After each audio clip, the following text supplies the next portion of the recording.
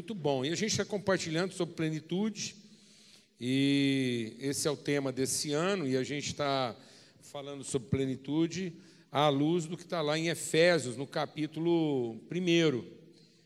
Então, lá em Efésios, no capítulo 1, Paulo vai falando sobre aquilo que é o propósito de Deus em conduzir a igreja à plenitude. E aí a gente quer meditar durante todo esse ano, entender o que é esse propósito de plenitude para toda a sua família, para toda a igreja. Amém? Antes de a gente continuar, eu quero só destacar uma coisa. Eu estou com a camiseta aqui, SOS Moçambique, e você grava essa imagem aí, presta atenção, porque no final da nossa reunião a gente tem um apelo, uma comunicação muito forte para fazer para todo mundo, e queremos ver todo mundo mesmo engajado nisso, tá ok? Bom, trago um abraço também de toda a minha casa lá, muito bom, estou aqui em estado de graça, porque está com a gente aquele dia. Não sei se a Lídia está nessa reunião também. Não, mas estava aqui na outra reunião com a nossa neta, que mora lá em Floripa agora, e estamos aqui com a nossa bisneta, aqui o Alisson e a Ana Vitória estão lá, com a Antonella, sou bisavô, para quem não sabe, e aquele bebê lindo lá é a nossa bisneta. E eu abençoo a Antonella lá, porque a avó dela teve a Ana Vitória com 20 anos, a Ana Vitória teve a Antonella com 20 anos, e eu abençoo a Antonella para ela dar a luz com 20 anos, e Deus me conservando com vida, eu emplaco um trisavô.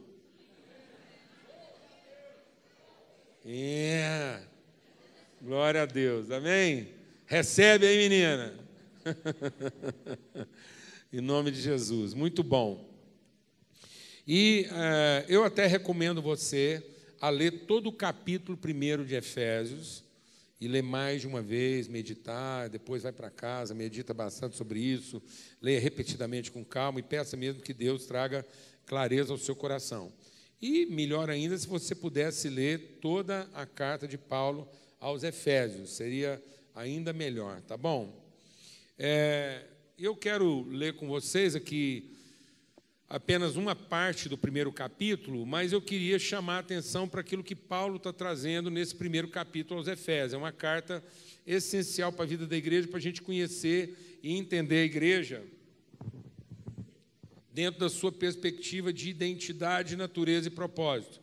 E é sobre isso que a gente quer falar no sentido de plenitude. O tema é plenitude no sentido de discernir tempos e épocas, mas não é no sentido de discernir um calendário, é no sentido de discernir as estações. Como é que, à medida que o tempo avança, nós vamos conseguindo ganhar maturidade a respeito da nossa verdadeira identidade como povo de Deus, como família de Deus, como filhos de Deus. Então, o propósito de Deus é que, ao fim de tudo, Ele possa cumprir aquilo que Ele propôs a si mesmo fazer. Então, Deus propôs a si mesmo fazer uma expressão visível, uma expressão que pudesse ser conhecida, transmitida, comunicada, transferida daquilo que são suas virtudes.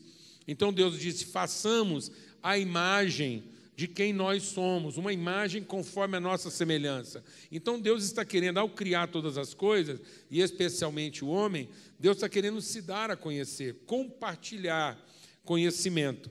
Então, na verdade, a história da Bíblia, quem pauta a história da humanidade na história bíblica, o relógio da história humana é a família de Deus. É a história dessa família sendo formada até que ela alcance o seu estado de plenitude completa. E quando a gente está falando de plenitude, não é em relação apenas aos seus números. Não, mas é a plenitude no sentido de plenitude mesmo. É a igreja formada. É como a Bíblia diz lá a respeito de Jesus. Jesus, como criança, ele crescia em estatura, sabedoria e graça diante de Deus e dos homens. Então, quando a palavra de Deus fala dessa igreja alcançando o seu estado pleno, é no sentido de todas as suas partes, de modo que não falte ninguém à família que Deus quis formar, mas também que essa família tem estado pleno de consciência a respeito de si, de propósito, e uma relação plena, perfeita com Deus. Então, é o ser no seu estado completo. Então, é isso que Deus está formando. Então, quando a gente olha lá para Gênesis, Deus diz que faria isso, ele faria um povo. Então, quando Cristo veio, quando Jesus veio e nasceu de forma virginal, formado pelo Espírito Santo, ele está trazendo esse momento, essa revelação de Deus na história, e é Deus dizendo, agora está aí o homem. E a partir dele, a entrega que Jesus faz, a oferta que ele faz de vida, o seu sangue, sua vida, seu fôlego, seu espírito, é a semente que vai formar esse povo. Mais ou menos como aconteceu lá no livro de Gênesis. Então, quando a gente olha lá para Gênesis, nós vemos a criação lá do Adão. Então, Deus criou todas as coisas e disse, agora façamos um homem. E tendo dito que faria o homem, ele criou. Homem e mulher, macho e fêmea os criou. Então, mulher e homem são criados no mesmo momento, no mesmo instante.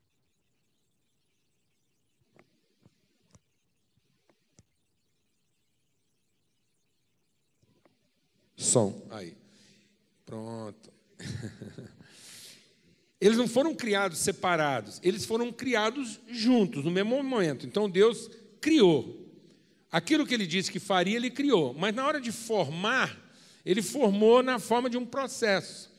Então, quando Deus terminou tudo, aquele momento que ele diz, aí viu Deus que estava tudo bom, quem estava lá? O Adão.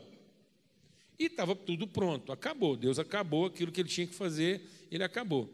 Só que ato contínuo, na medida em que o tempo vai avançando dentro desse processo da criação, que já está tudo criado e terminado, agora esse Adão, de dentro do Adão, Deus vai tirar a mulher. Então, a mulher é alguém que já estava criado, mas não estava o quê? Revelado. Glória a Deus, amado. Então, a mulher é um mistério de Deus. Vamos aplaudir, amados.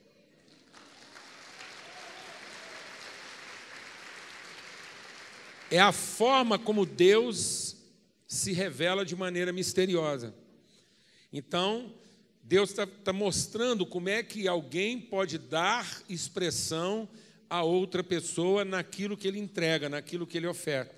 Então, aquilo que o Adão entregou a Deus revela esse ser misterioso formado a partir dessa oferta. Glória a Deus. Então, a mesma coisa Jesus. Quando Jesus vem ao mundo, ele é um homem completo. Ele é perfeito, ele é tudo aquilo que Deus disse que o homem seria e é. Só que ele carrega dentro dele o quê? Um mistério. Qual é o mistério que Jesus carrega dentro dele? A igreja, nós, o seu povo, a sua noiva. Então, nós somos o mistério que Jesus veio revelar no mundo. Então, ele é a tipificação do homem perfeito, mas ele também é a semente desse homem completo que vai ser revelado através dele. Então, Deus não está revelando tudo apenas em Jesus, mas Jesus está trazendo a plena revelação de Deus. Glória a Deus, amado.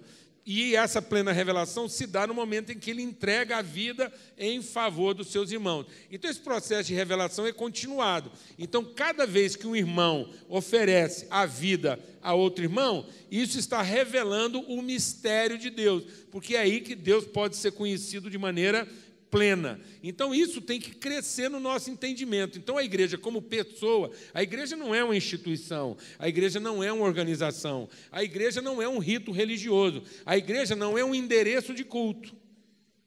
A igreja é uma pessoa.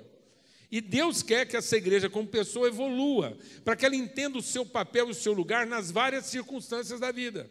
Porque senão a vida não vai fazer para nós sentido, porque nós vamos estar sempre esperando de Deus alguma coisa que talvez Ele não fará, em vez de a gente conhecer aquilo que Ele já disse que faria. Então, quando Paulo está escrevendo aos Efésios, ele está dizendo assim, olha, Deus já nos abençoou com toda a sorte de bênçãos nos lugares celestiais. Então, para aquilo que é o propósito de Deus, para que nós, como pessoa espiritual, como comunidade espiritual, para que todos nós sejamos bem-sucedidos e bem-aventurados, Ele já nos deu. Então, nós já fomos abençoados, nós não seremos abençoados, nós já o fomos. Então, todo homem e mulher, todo filho e filha de Deus, pode ser e deve ser, porque foi feito para ser bem-sucedido em todas as áreas da sua vida.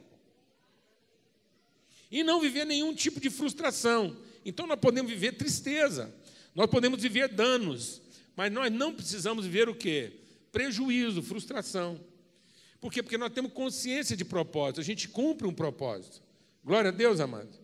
Então é isso. E ele diz então que ele já nos abençoou. Por isso, quando Paulo vai orar, e é o texto que a gente vai ler agora, ele vai falar com essa igreja, com esse povo, e ele diz que tem uma oração em nosso favor. E nós vamos ler essa oração agora. E ele diz assim: por isso tudo que eu acabei de falar, essa consciência de eternidade, de propósito, de desígnio, de destino, de vontade eterna de Deus, por tudo isso, eu tendo ouvido a fé que há em vocês e o amor para que vocês têm para com todos os santos, então essa fé que vocês têm em Jesus e o amor que vocês têm, tendo ouvido isso, eu dou muitas graças a Deus. Então, do mesmo jeito que Paulo, eu, os irmãos, nós damos graças a Deus pela fé que há em cada um aqui, pelo amor que há em cada um. Isso causa muita alegria. Mas, além dessa alegria, nós temos o desejo, a vontade de que esse conhecimento, esse entendimento aumente, para que todo homem e mulher aqui, filho de Deus, amadureça, tenha mais consciência, mais noção de plenitude, que sejam pessoas menos afetadas e mais afetantes. Amém, amado?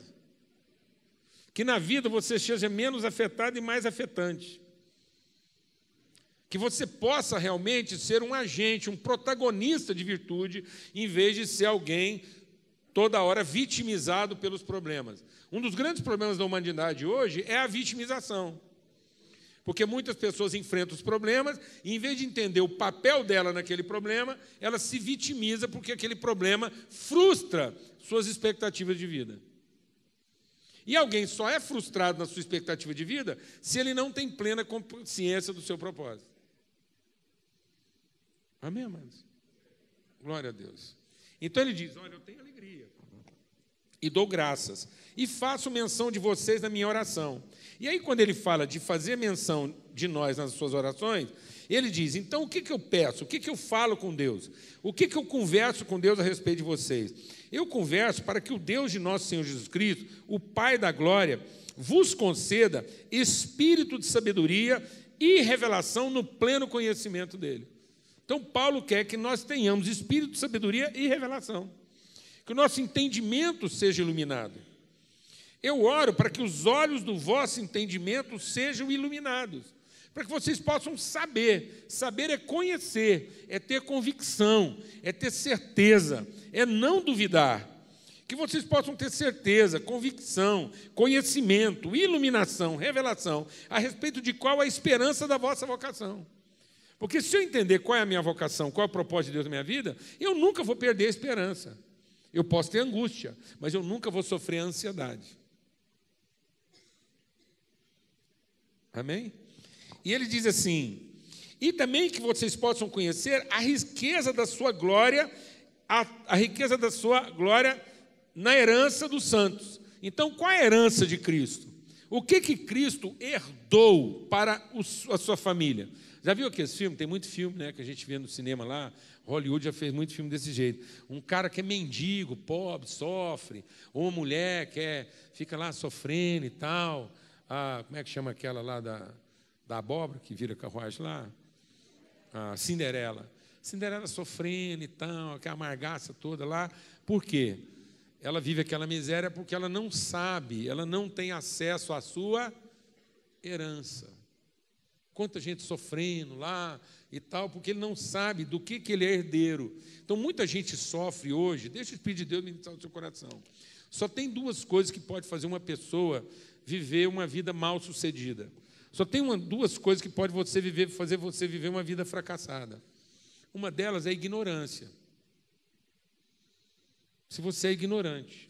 Então, o ignorante, o que não conhece, não sabe, não entende qual a sua herança, de que substância ele é feito, qual a sua identidade, a sua vocação, ele vai sofrer muito, porque ele vai perseguir propósitos que não são dele, ele vai gastar tempo em coisas que não têm a ver com a vida dele. Então, a ignorância pode fazer uma pessoa, apesar de tudo que ela pode ter de oportunidade da vida, viver uma vida fracassada, gastar o tempo dela naquilo que não é a sua vocação. Para a ignorância, misericórdia. Então Deus, na sua misericórdia, resolveu o problema da nossa ignorância, porque agora Ele nos deu revelação. Então ninguém mais precisa ser ignorante quanto àquilo que é o propósito, e as riquezas, as virtudes, aquilo que Deus já depositou sobre você. Então, às vezes, você está achando que para a sua vida ser bem-aventurada, está faltando Deus te abençoar. Não é. Está faltando você conhecer as bênçãos que Ele já te deu. Entendeu, amado? Amém? Porque Deus, Ele só gerou a gente depois de ter dado a nós as condições para que aquilo para o que Ele nos gerou pudesse ser alcançado. Quem está entendendo o que eu estou falando aqui? Então, se a pessoa é ignorante a respeito disso, ela vai viver de acordo com as suas carências.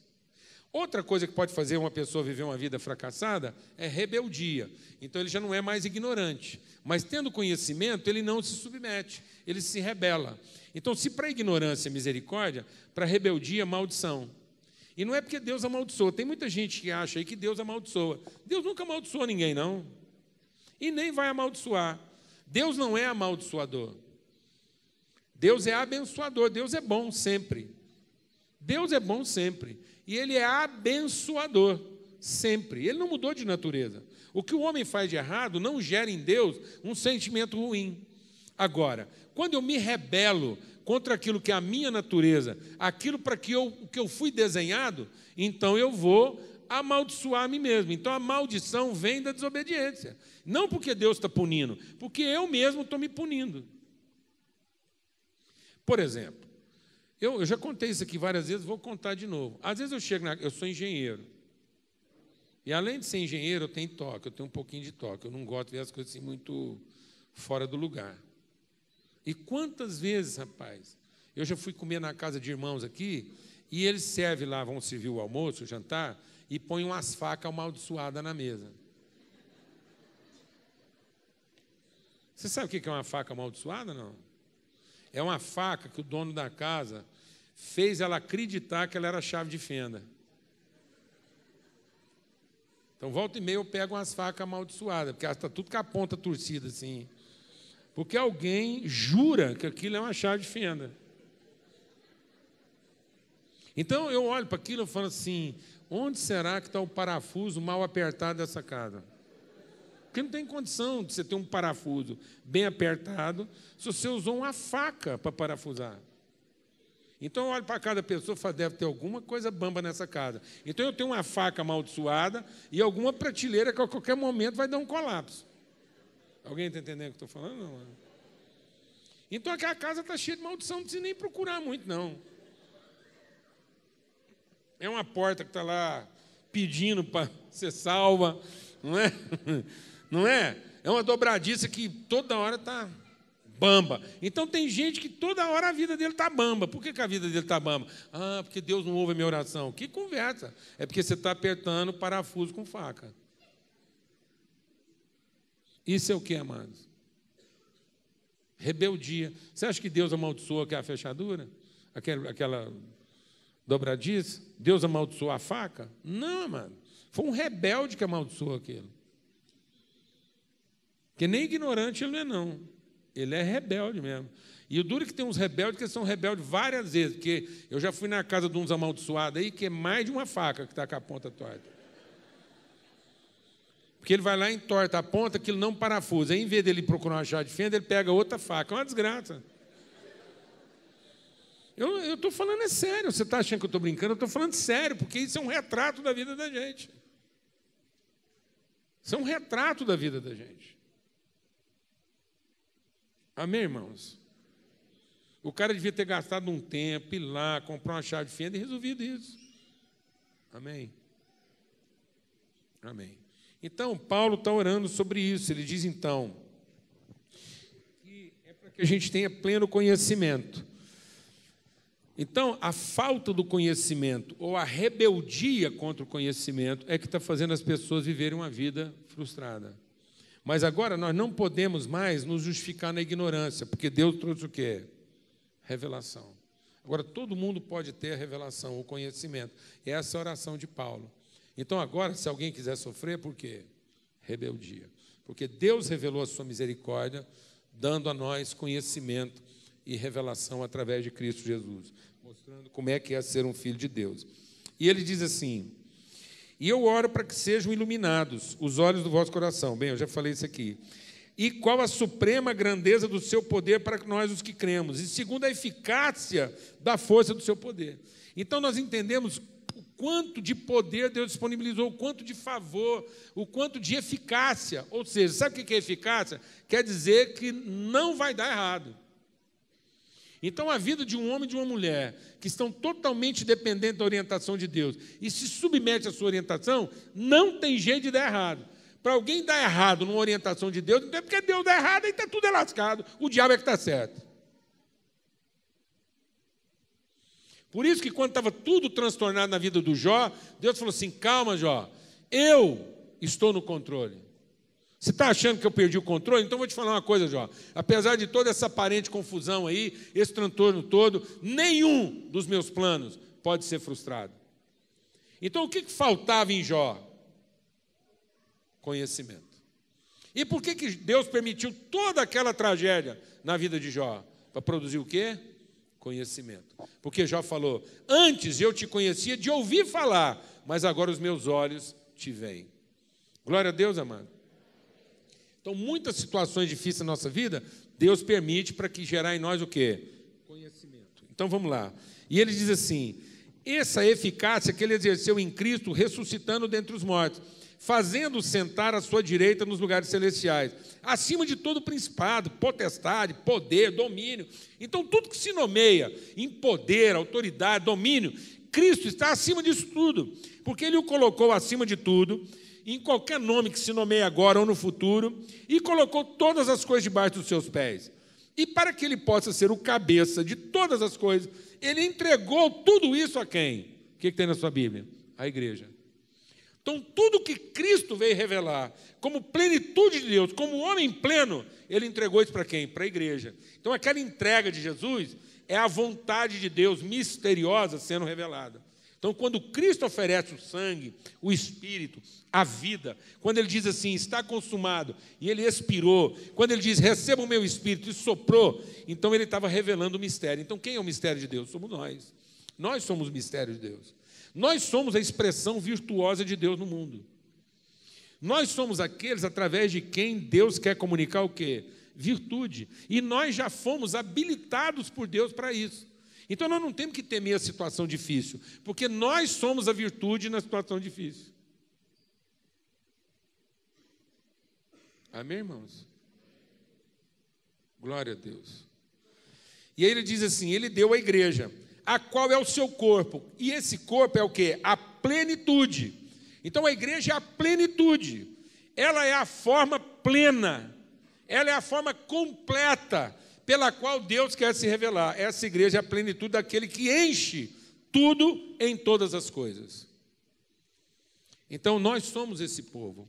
Nós somos essa família. Então a igreja é muito mais do que simplesmente uma instituição. Não é uma instituição. Deixa Deus ministrar algo no seu coração. Quando Deus criou todas as coisas, Deus como Deus tem 3 atributos que são exclusivos, são intrínsecos de Deus e exclusivos dele. Alguém sabe quais são os 3 atributos de Deus? Ninguém quer arriscar? Onipotência, tem gente que sabia aí, ficou tímido, não falou. Onipotência, onipresença e onisciência. Mas tudo que Deus fez não foi para ser reconhecido nos seus atributos. E às vezes a gente está achando que nós estamos precisando de um Deus o quê? Onipotente, onipresente e onisciente. E a gente acha que oração é para chamar a atenção de Deus. Tem hora que a gente acha que oração é para ver se Deus entra na conversa, se Ele presta atenção na gente. E às vezes a gente ora com Deus já quase que zangando com Ele. Ô Deus, se o Senhor fosse um pouco mais onipresente e usasse a sua onisciência, o Senhor podia pôr a sua onipotência para trabalhar para mim. Mas tem hora que eu converso com o Senhor, parece que não está aqui. Aí eu tenho que fazer um culto, dar uns dízimos, pôr uma quirela aqui na frente para ver se o Senhor vem. Aí a gente põe umas coisas que Deus gosta, ele não pode ver um dinheiro, não pode ver uma música bem cantada, não pode ver umas rezas, que ele vai chegando. Aí a gente vai cantando, vai entregando os negócios. E Deus, esse Deus faminto de culto, vai chegando, aí pronto, agora o onipresente que não estava presente, está presente. Então agora eu vou explicar para o onisciente o que parece que ele não estava sabendo. Então agora que o senhor chegou, presta atenção. O senhor não está vendo o que está acontecendo lá em casa, não? Que a chapa está quente, parece que o senhor não vai lá, ué. O senhor podia ser um pouco mais onipresente, porque se o senhor fosse um pouco mais onipresente, o senhor seria um pouquinho mais onisciente. E sendo um pouquinho mais onisciente, eu te ajudaria a dar sentido nessa onipotência sua que parece que não está adiantando de nada. Porque o senhor é onipotente, eu sou um crente, pago meus dízimos, dou minhas ofertas, canto as músicas que o senhor gosta, e todo mundo olha para mim e parece que estou passando vergonha. Alguém sabe o que eu estou falando aqui ou não? Está vendo, amado? Deus não pode ser conhecido. Deus não quer se dar a conhecer, porque Deus é misterioso. Deus tem umas coisas. Como é que um cara onisciente, lá no juízo final, vai virar para as pessoas e falar assim, não sei quem vocês são? Ora, não pode. O cara onisciente está falando que não sabe quem a pessoa é, então ele está fazendo uma confissão de quê? De ignorância. Depois um cara que é onisciente fala assim, dos seus pecados não me lembrarei mais. Pronto, agora Deus está com Alzheimer. Deu amnésia nele, se ele não lembra dos pecados, ele também pode não lembrar das coisas certas que eu fiz, eu estou lascado. Porque ele está deixando de ser o quê? Onisciente. Não, mas o fato de Deus ser onisciente não quer dizer que ele quer saber de tudo. Amém? Ele sabe de tudo, mas não é de tudo que ele quer lembrar. Glória a Deus. Ele sabe tudo, mas não é tudo que ele conhece, com quem ele tem relação. Deus sabe tudo, mas não é com tudo que ele tem relação. Então o diabo, Deus sabe quem é o diabo, mas não conhece ele. É por isso que o diabo fica tão encapetado, porque ele sabe que Deus sabe dele, mas, no entanto, é como se ele não fosse coisa alguma. Alguém está entendendo o que eu estou falando? Não. Já pensou o que é você ser, né, aquilo que não conta para quem sabe tudo? Então, deixa o Espírito de Deus ministrar o seu coração. Não é aí que está o conhecimento. Então, existem 3 níveis de conhecimento. Existe o conhecimento instintivo, que é o conhecimento animal, que é o conhecimento da experiência primária. Então, quando a Bíblia está falando de plenitude, você pode ter uma sensação de plenitude quando você tem suas necessidades satisfeitas.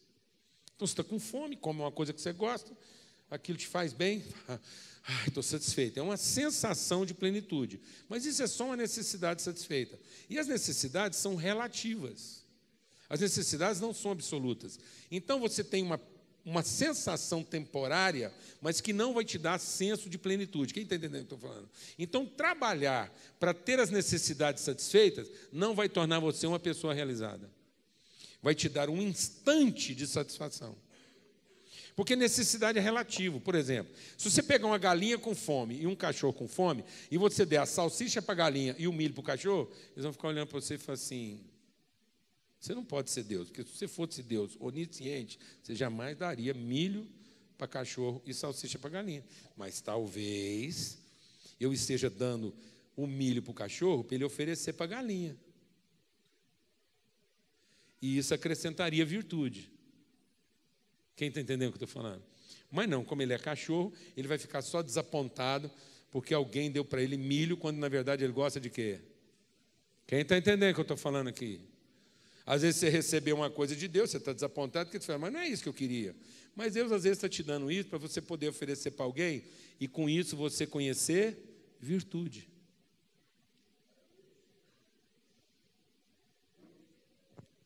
E aí tem um outro nível de conhecimento, que é o conhecimento um pouco mais cognitivo. É um pouco mais raciocinado do que a experiência visceral do cachorro e da galinha. Que é o quê? É o conhecimento na forma do interesse contemplado.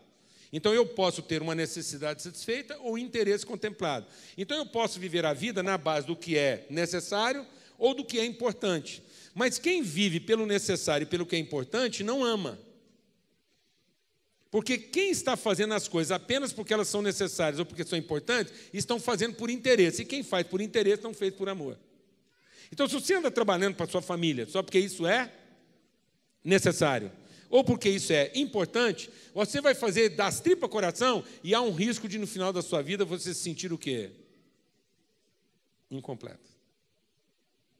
Porque talvez lá no fim da vida, apesar de tudo que você fez, as pessoas para quem você se sacrificou não vão achar aquilo nem necessário e nem importante. Alguém aqui está entendendo o que eu estou falando ou não, amados? Porque é relativo. Você quer ver como é que importância é uma coisa relativa? Aquilo que às vezes é importante para o homem não é importante para a mulher. E aí agora você está sabendo o que eu estou falando. Você já entendeu então. Porque você explica direitinho para o seu marido, querendo que ele visse aquilo como coisa o quê? Importante. Mas ele não vê. Alguém aqui sabe o que eu estou falando? Por exemplo, você prega uma mensagem, você prepara uma mensagem daquelas mais evangelísticas para fazer o apelo no final, sábado, quando você quer ir jogar bola com os amigos. Aí você vai lá, preparou a mensagem, explicou tudo, você vai fazer o apelo, crente que a sua mulher vai converter, e a hora que você faz o apelo, ela fica olhando assim para você, como se ela tivesse sido no culto mais ruim, e eu escutar do pregador mais desgraçado, ela não está emocionada. Aí você fica lá explicando, falando que é importante, você está com os amigos, porque isso vai renovar você, você vai ficar um marido melhor, e ela está lá assim para você.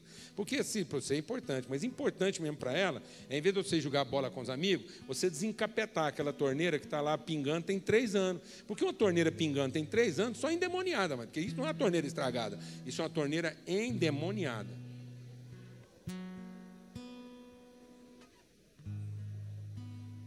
Alguém sabe o que eu estou falando? Não. E, pelo amor de Deus, você não pega uma faca para ir lá consertar a torneira.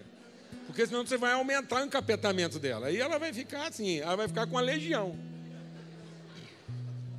Amém? Então, está vendo como é que o necessário e o importante são totalmente o quê? Relativos. Então, Deus quer que a gente tenha uma forma de conhecimento o quê? Naquilo que é essencial. Então, não é só o necessário, e nem é só o importante, é o que é essencial. E quando eu estou falando de um conhecimento do que é essencial, na cabeça de muita gente aqui, você já está pensando numa coisa o que é necessária ou importante. Quando eu falo assim, ó, isso é essencial, você já pensou numa coisa necessária ou importante. E agora você vai entender o que é essencial. Essencial é aquilo que revela de que substância nós somos feitos e qual o propósito daquilo.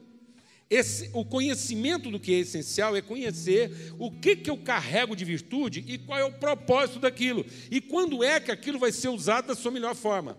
Então, quem conhece aqui capim e erva cidreira? Capim e erva cidreira é uma erva. A erva cidreira. Então, se olhar a erva cidreira, você vai achar que aquilo é um mato qualquer. Não, mas aquilo carrega virtude. Erva cidreira serve para quase tudo. Catarata, dor de barriga, dor de cabeça, sogra nervosa. A sogra chegou nervosa, você fala, ô sogra, preparei para a senhora aquele chá de erva cidreira que só tanto gosta. A mulher fica doida, a sogra acha que ela tem o melhor genro do mundo e nada, o cara só está querendo acalmar ela. Para ver se ela implica menos. Alguém sabe o que eu estou falando ou não?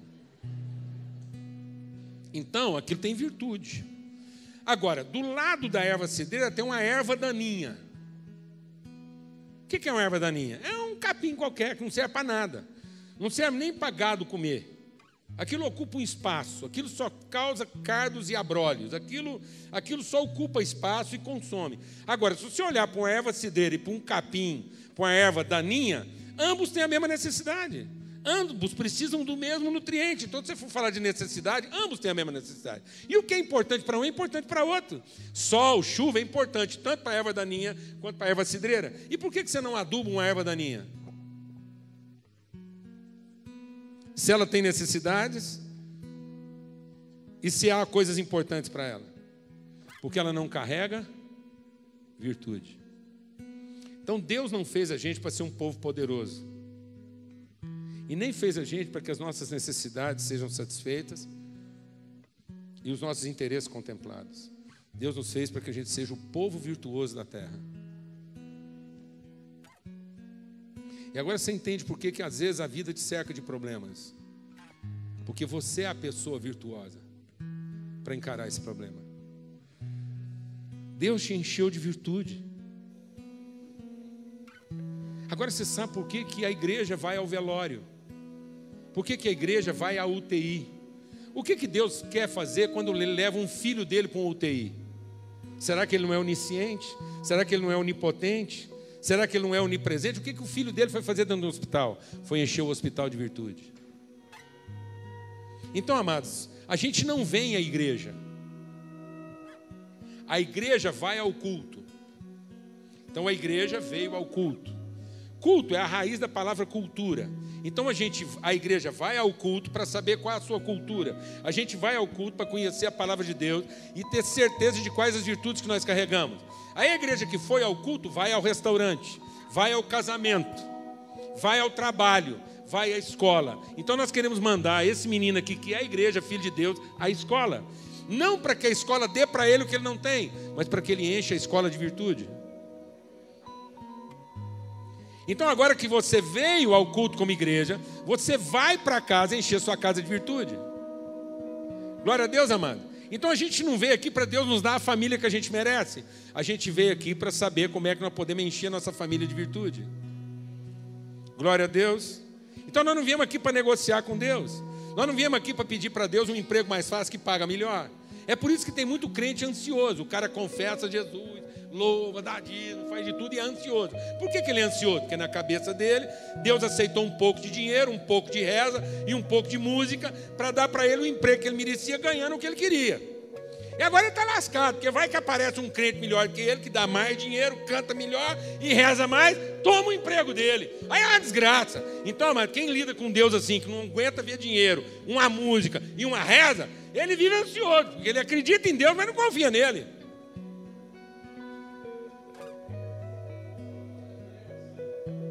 Então agora a gente vai sair.